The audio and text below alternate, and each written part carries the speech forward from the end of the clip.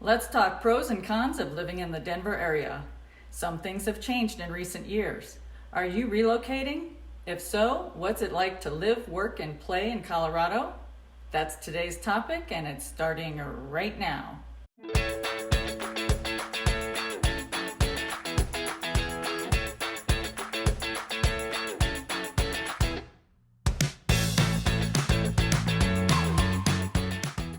Welcome back to my channel. I'm Jill Upleger with Denver Real Estate at RE/MAX Edge in Littleton, Colorado. If you're interested in the Denver area, then you have come to the right place. I post weekly tips, tours, and topics about real estate and living in the Denver area. If you'd like to see more of my videos, remember to hit that subscribe button. Now let's get started with the 5 pros and cons. Pro number 1, a healthy economy. Denver's economy was recently ranked among the best in the U.S. There are a number of things attracting talent and companies, work-life balance, and outdoor activities, to name a few. Denver was a top destination to move to in 2020 and was in the top 5 cities for inbound growth. Denver gained about 50,000 people in 1 year. The pandemic enabled many jobs to work from home in any city, and many people landed in Denver. Denver ranked in the top 10 most moved to cities in the U.S. during the pandemic. Not only have people moved to Denver, but there continues to be an influx of companies moving to Denver. The economy is strong and tax incentives attract large employers. Lockheed Martin, Charles Schwab, Salesforce, Facebook, Zoom, and Dish Network are just a few of the large companies with a presence in Colorado. Con number 1, housing prices. An increase in population means an increased need for housing. As inventory plunged, prices continue to rise. At the end of 2021, there were only 2 weeks of available inventory on the market, which means if all the homes on the market sold, they would all be gone in 2 weeks. In early 2020, the average price for a single-family home was $568,000. At the end of 2021, $703,000. The average price rose by 25% over these 2 years. With the lack of inventory on the market, homes sell in about 5 days. The market is competitive, so do your homework beforehand. For more information about the housing market, check out my monthly Denver real estate market update videos. Pro number 2, outdoor activities. Probably one of the biggest draws for people moving to the Denver area are the outdoor activities. Neighborhoods throughout the area have trails and parks devoted to outdoor activities.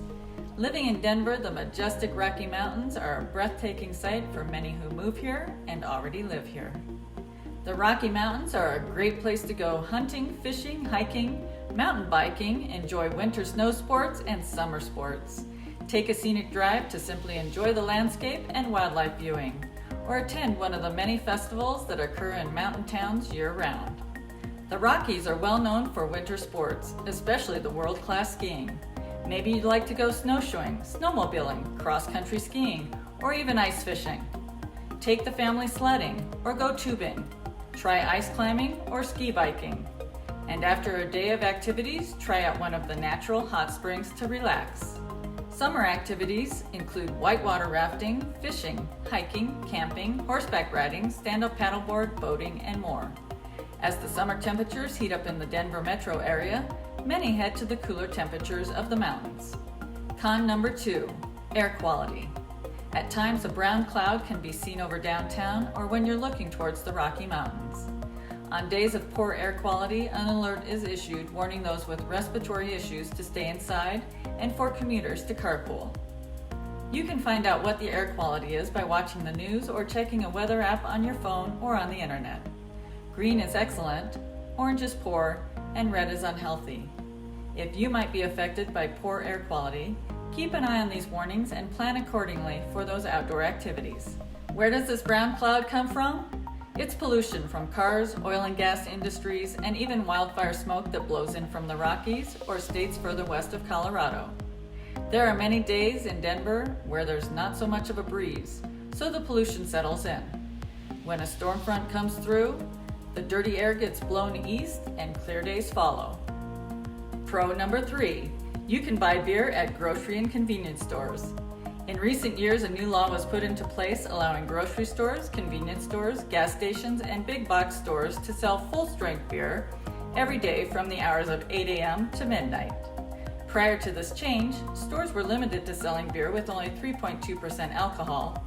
You would have to go to a liquor store for full-strength beer. Microbreweries are abundant in Colorado, with over 400 established breweries. The new law was a win for craft beer exposure in more stores, where the alcohol content is typically 6 to 12%. Now you can pick up your favorite beer in more locations.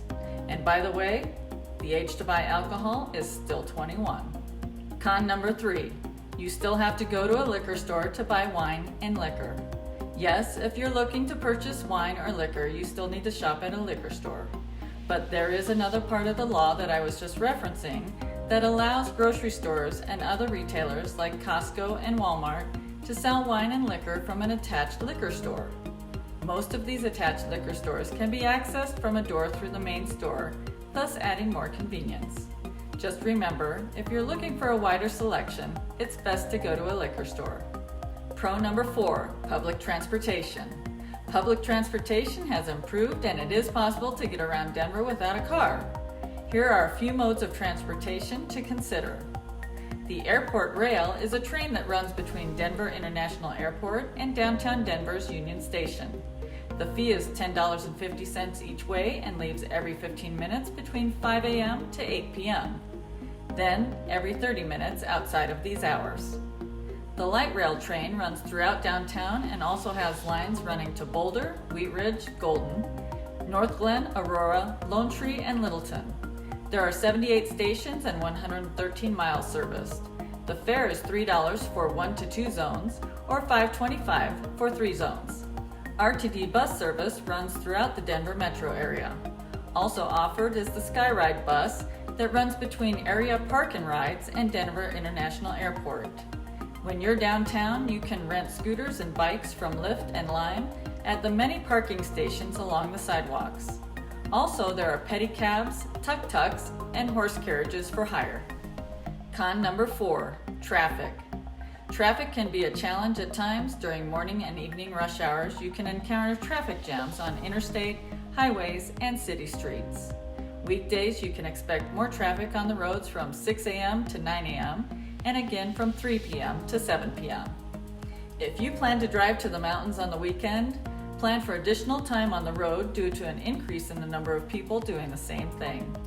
You could easily be on the road an additional hour or more driving on a weekend versus taking a weekday trip to the mountains.